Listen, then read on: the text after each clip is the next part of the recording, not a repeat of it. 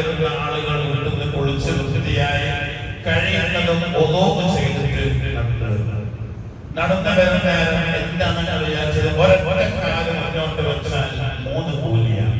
ഒന്ന്, അവന്റെ ഒരു ദറജ ഉയർത്തപ്പെടുക, മറ്റൊന്ന് അവന്റെ ഒരു ദോഷം ഓർക്കപ്പെടുക, മറ്റൊന്ന് അവരുടെ വ്യസനത്തിനെത്തപ്പെടുക. 3 ഒരു വെടിക്ക് 2 പശുവല്ല, ഒരു വെടിക്ക് 3 പശുയാണ്. ഒന്നോടുകൂടി ഇവിടെ വരും. പേരുടെ വൈകുന്നൊക്കെ മുറിഞ്ഞു പോട്ടേന്ന് കയറാനില്ല. നമ്മുടെ വീട്ടിൽ നിന്ന് ഒന്നോ ചെയ്ത് ജുമാ എന്ന ഉദ്ദേശത്തോടുകൂടി എത്ര നേരത്തെയാണ് വരാൻ വേണ്ടി വന്നിട്ട് ആദ്യമായി 1ാമത്തെ സഫ് കിട്ടോ നോക്കുക. അതിന്റെ കൂലെങ്ങാനും ഒരു മനസ്സിലാൽ 1ാം സഫിൽ ഇരിക്കുന്നതിന്റെ ശ്രേഷ്ഠതയും ഇവിടെ വാക്ക് കൊടുക്കുന്ന ജോലി കിട്ടിയാൽ ആ ജോലിയുടെ ശ്രേഷ്ഠതയും നിങ്ങളെക്കാരും മനസ്സിലാക്കിയിരുന്നെങ്കിൽ അതിന്റെ അടിപിടി കൂടിയിട്ട് എനിക്ക് വേണം എന്ന് പറഞ്ഞ് അവസാനം നറുക്കിട്ടെടുക്കേണ്ട ഒരവസ്ഥ വരികയാണെങ്കിൽ പോലും ആ ഒരവസ്ഥക്ക് വേണ്ടി നാട്ടുകാർ അടികൂടുമായിരുന്നു. അല്ലാഹുവിന്റെ ഹബീബായ മുഹമ്മദ് റസൂലുള്ളാഹി ആ ഒരൊറ്റ വാക്ക് കൊണ്ട് മനസ്സിലാവും അതിന്റെ ശ്രേഷ്ഠത പറഞ്ഞാൽ അറിയിക്കാവുന്നതിനപ്പുറമാണ്. എന്നാൽ 1ാം സഫിന്റെ മഹത്തറിഞ്ഞാല് ഇവിടെ വെള്ളിയാഴ്ച രാവിലെ പ്രശ്നം ഉണ്ടാവുമല്ലോ. ഞാനാണ് ആദ്യം വന്നത്. അവസാന സത്യമോ അല്ലെങ്കിൽ കമ്മിറ്റിക്കാരോ ഇടപെട്ടിട്ട് അത് നടക്കട്ടെ, നിങ്ങൾ ഇരുന്നോളി എന്ന് പറയേണ്ട അവസ്ഥ വരുമായിരുന്നു. അപ്പൊ ഇതിനൊക്കെ പറയുന്നത് അറിയാൻ അല്ലാതെ അടിയാണ്. പിന്നെ അത് കൂടെ അടിച്ചു വരില്ല. രണ്ടാമത് നമ്മൾ പറഞ്ഞത് ഇന്നെന്ന് പറഞ്ഞാൽ ഏറ്റവും ചെറിയൊരു മുമ്പിനായ മനുഷ്യൻ 3 പ്രാവശ്യമെങ്കിലും ഞാൻ ഒരു 300 പ്രാവശ്യമെങ്കിലും സലാത്ത് ചെല്ലുന്നതിന് ഒരു ദിവസം വെള്ളിയാഴ്ച അല്ലാഹു നമുക്ക് തൗഫീഖ് ചെയ്യട്ടെ എന്ന് പറയാം.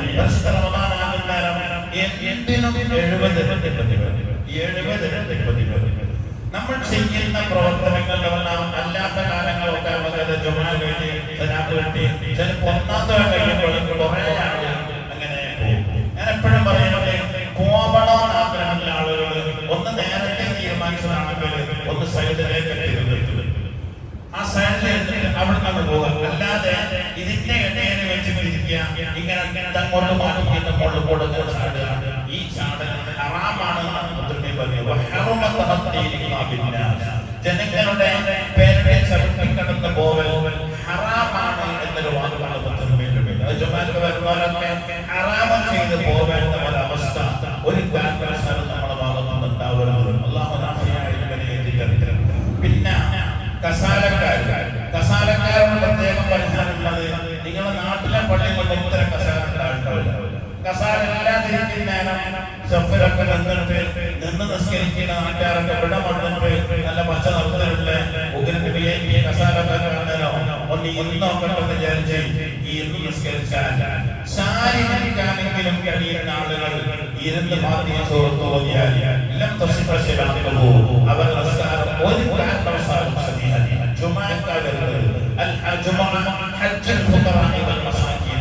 പാവപ്പെട്ടവരുടെ ഈ ഹജ്ജ് നഷ്ടപ്പെടുത്താൻ കസാലകൾ ഇറങ്ങിട്ടോ അതിന്റെ മഹത്വം കണ്ടിട്ടോ നിൽക്കാൻ കഴിവുള്ളവർ നിന്ന് തന്നെ നമസ്കരിക്കണം.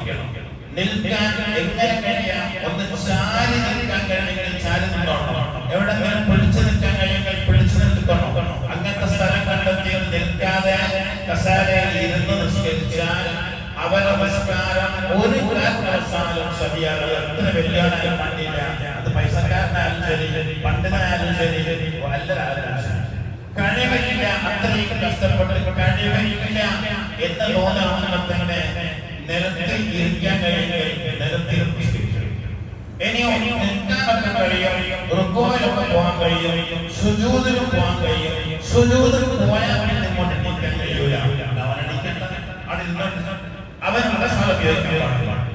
നേരത്തെ എനിക്ക് സുജൂദിൽ പോയാൽ എണീക്കാൻ കഴിയൂല എന്ന് വെച്ചിട്ട് നേരത്തെ കസാല സൽപ്പെടുത്താല് നിസ്കാരം ശരിയാവില്ല. സുജൂദിൽ പോയിട്ട് എണീക്കാൻ കഴിയുന്നില്ല, ഇരുന്ന് നിസ്കരിക്കാൻ ബാക്കിയുള്ള എനിക്ക് പറ്റുന്നതാണെങ്കിൽ ബാക്കിയുള്ള മൂന്നരക്കാലത്ത് ആ നിലയ്ക്ക്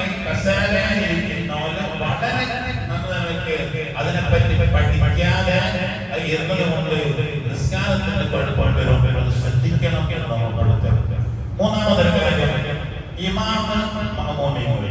എന്തിനാണ് ഇമാമിനെ നിർത്തപ്പെട്ടത്? ഇമാമെന്തിനാണ് ശമ്പളമൊക്കെ തന്നത്? ഒരു ഇമാമൻ നിർത്തിയതിനാണ്. ഇമാമിന്റെ വേണ്ട കുറ്റങ്ങളൊക്കെ കണ്ടുപിടിച്ചിട്ട് അങ്ങനെ വാട്സാപ്പിലും സോഷ്യൽ മീഡിയയിലും ടെലിസ്റ്റോപ്പിലും ഇങ്ങനെ പറയാനാണ്. അതുകൊണ്ട് തന്നെ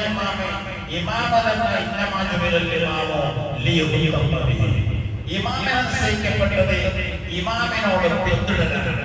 എങ്ങനെ പിന്തുടരുന്നതിന് നിയമങ്ങൾ ഇമാമ തക്ബീറത്തുൽ ചെയ്ത് ഇമാമിനോടൊപ്പം തക്ബീറത്തുൽ ഇഹ്റാമായി പോയാൽ മഅമൂമിന് നമസ്കാരം ശരിയായി. ഒപ്പം പാടില്ല. തക്ബീറത്തുൽ ഇഹ്റാം ഇമാമിനെ കഴിഞ്ഞിട്ട് മഅമൂമ് തക്ബീറത്തുൽ ഇഹ്റാം ചൊല്ലാൻ പാടുള്ളൂ. അല്ലെങ്കിൽ ഒപ്പമായാൽ നിസ്കാരം പറഞ്ഞു പോകും. ഇനി റുകൂഇൽ പോകുമ്പോൾ ഇമാം റുകൂഇൽ എത്തിയതിന് ശേഷമാണ് മഅമൂമ് റുകൂഇലേക്ക് പോവാൻ തുടങ്ങേണ്ടത്. എന്ന് 27 ദറജ കൂടിയെന്ന് പറഞ്ഞതാണ്. സലാത്തുൽ ഫർദി സലാത്തുൽ ജമാഅത്തി അഫ്ളു മിൻ സലാത്തുൽ ഫർദി ബി27 ദറജ.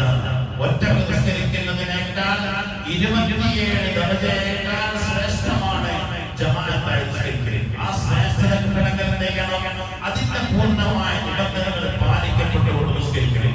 ആ നിസ്കാരമാണ് ഇമാം റുകൂഇൽ എത്തി. ഇമാം റുകൂഇൽ എത്തുന്നത് വരെ തക്ബീറില്ല. എന്തിനാണ് തക്ബീർ? തക്ബീർ അല്ലാഹു അക്ബർ ചൊല്ലിക്കഴിഞ്ഞാൽ മഅമൂമിന് ബോധ്യമായി ഇമാം റുകൂഇൽ എത്തി. ഇനി ഞാൻ റുകൂഇൽ. അല്ലാണ്ട് ഇമാം ആ തുടങ്ങുന്നത് മറ്റൊരു അക്ബർ എത്തി. ഇന്നിപ്പോ ഞാൻ ശ്രദ്ധിച്ചിട്ടുള്ള നിങ്ങളാണ്. ഞാനൊരു സലാം വേണ്ടി രണ്ടാം സലാം വേണ്ടുന്നതിന്റെ മുമ്പ് തന്നെ 2 സലാം വേണ്ടി ചാരിയുണ്ടായിരുന്നു. ഒരു സലാം വേണ്ടി രണ്ടാം സലാം ഞാൻ തിരിഞ്ഞു നോക്കുമ്പോഴേക്ക് ഞാൻ 2 സലാം വേണ്ടി ചാരിയിരുന്നവരുണ്ട്. ജമാഅത്തിന്റെ കൂലി കൂട്ടിങ്ങനെ നല്ലോണം ആലോചിക്കണം. ഇമാം സുജൂദിലേക്ക് പോയാൽ അല്ലാഹു അക്ബർ എന്ന അവസാനിക്കുമ്പോഴാണ് ഇമാം സുജൂദിലെത്തുക. അതിന്റെ ശേഷമാണ് മഅമൂം നൃത്തത്തിൽ സുജൂദിലേക്ക് പുറപ്പെടേണ്ടത്. അതാണ് പൂർണ്ണമായ ജമാഅത്തിന്റെ കൂലി കൂട്ടാനുള്ള മഅമൂം അനുവർത്തിക്കേണ്ട അല്ലെങ്കിൽ ഇമാമിനോട് പിന്തുടരുക എന്ന് പറഞ്ഞാൽ ഇമാമിനെ അംഗീകരിക്കുന്നതാണ്. അല്ലാണ്ട് നമുക്കെന്ത് ഇമാമിന് നമ്മൾ പോകുക എന്ന് പറഞ്ഞാല് ആ പോക്കങ്ങോട്ട് പോയാലൊന്നും 27 ദറജയുടെ കൂലൊന്നും കിട്ടൂല. പരിശുദ്ധ റമദാനാണ് വളരെ ഒരു സുന്നത്ത് നമുക്ക് അധികം എടുത്ത് കിട്ടിയാൽ ഒരു ഫർദിന്റെ കൂലി റമദാനിൽ മൻ തതവ്വഅ ഫീഹി ഒരു റമദാനിൽ ഒരു സുന്നത്ത് ചെയ്താൽ കാന കമാ അദ്ദാ ഫരീദൻ ഫീമാ സിവാ. മറ്റൊരു മാസത്തിൽ ഒരു ഫർദ് ചെയ്തതിന്റെ കൂലി എന്ന് പറഞ്ഞാൽ ഏറ്റവും ചുരുങ്ങിയത് ഒരു അമലിന് 70